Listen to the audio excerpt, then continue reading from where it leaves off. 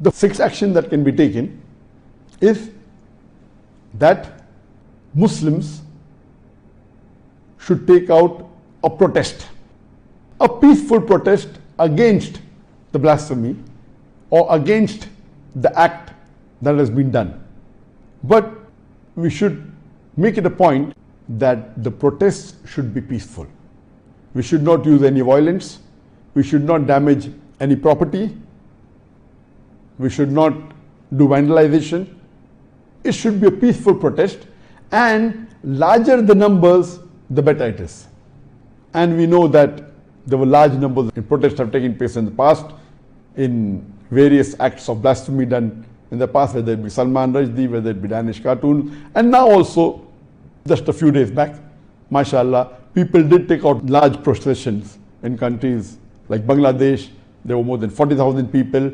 Larger the procession, the better it is.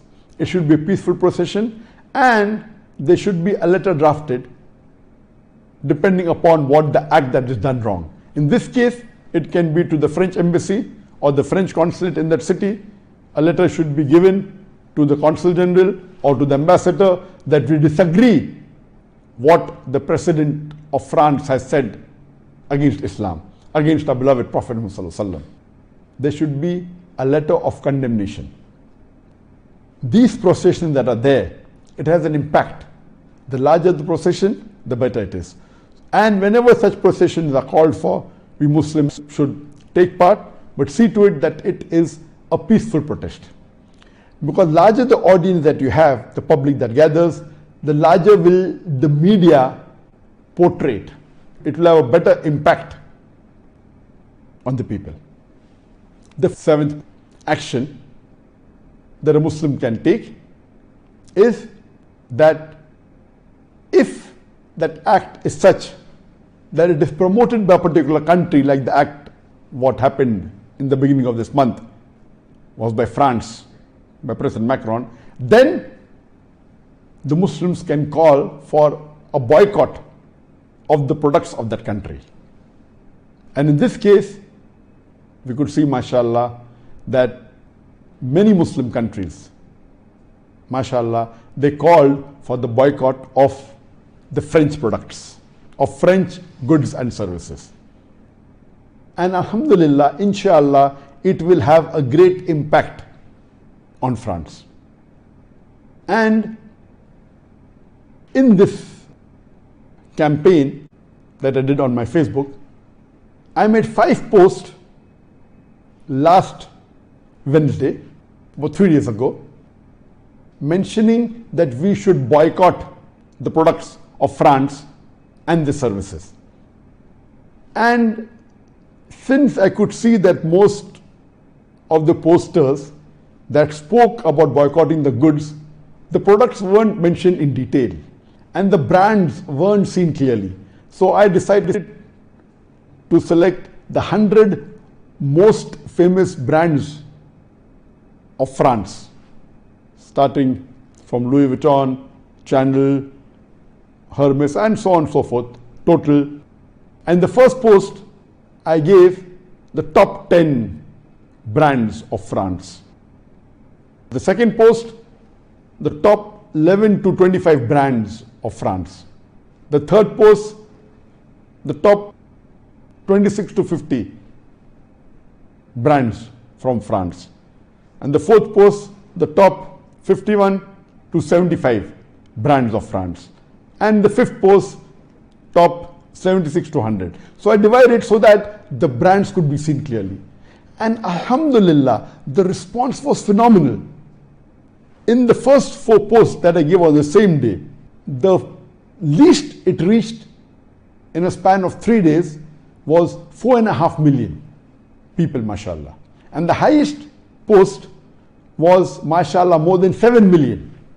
Normally, on my Facebook, as I told you, though there are 22.6 million followers, normally when I give a post, it reaches about 500,000 people, 800,000 people. If it's more popular, 1 million, sometimes 2 million. But mashallah, this time, though all the posts were similar, one post reached more than 7 million in a span of less than 3 days.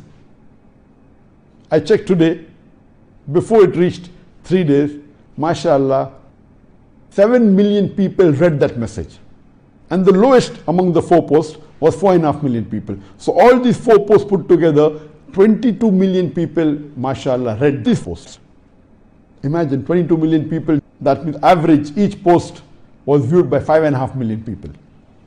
As I said, that when a campaign is done, we should see to it that we don't leave all our activities. I decided to do this campaign on my Facebook for 5 days only, because I'm involved in other dawah activities. We should not stop all other activities, and all of us are concentrating on this for months together. Yes, we have to take out some time, maybe 5 days, 6 days, 1 week, and then continue with activities. And there should be others who carry forward, which I will discuss later in my 14th point.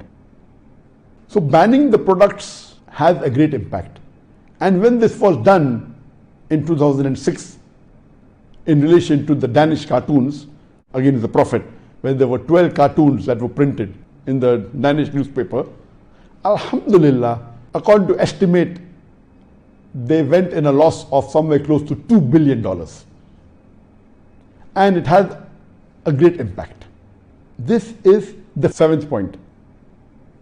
The 8th point is that every Muslim should contribute for this cause, whatever he can. If he is a rich man, he can give a big amount. Even if he's poor, he should not say that what will my few dollars do? Because if Allah has given someone a capacity to donate $10 million and he donates only $1 million, and Allah has given someone a capacity to donate $10 and he donates $20, this poor man who donates $20 will get multiple times more sawab than the rich man who has donated $1 million. So Allah will see on what capacity he has given you, based on that. So percentage is more important than the amount. If Allah has given you a capacity to spread the message to 1 million people, and you spread it only to 500,000 people, Allah has given you a capacity to spread to 100 people, and you spread to 200 people, your sawab will be much more than the other person. So whatever you can contribute for the full cause, whether to have protests or whether to have programs, whether to put on the billboard, give it to organizations involved in this, or donate for the cause, whatever you can, at least there is a sense of belonging that you are giving your hard-earned money for this cause to the best of your ability. I am putting the points in the order that a common man can do, and then going to those points which is difficult for everyone to do. So as far as the first 8 points are concerned, almost all the Muslims can get involved. Number 1, condemning and agree the act is wrong. Number 2, using the social media to spread it as much as they can. Number 3, you can distribute booklets or pamphlets on the life of Prophet Muhammad. Number 4, pointing out this issue to the important people who they think are public opinion makers. Number 5, you can put billboards, hire big billboards in important cities and put statements of our beloved Prophet, the hadith of the Prophet, what non-Muslims said about the Prophet, statements of important non-Muslim personalities, how they praise the Prophet. Number 6 is taking out a peaceful protest procession. Number 7 is banning the product of that country if it involves. The 8th point is that every Muslim should contribute for this cause, whatever he can. Depending upon the blasphemy and who has done it, these 15 points will keep on differing.